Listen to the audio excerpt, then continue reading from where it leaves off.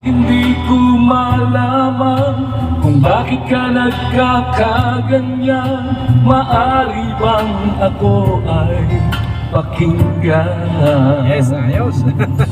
Ang nakita mong kausap ko'y kaibigan lang. Ang kanyang sinabi sa akin ay kumusta na. Ang sabi ko ay mabuti naman, ako'y mayroon ng kasintahan.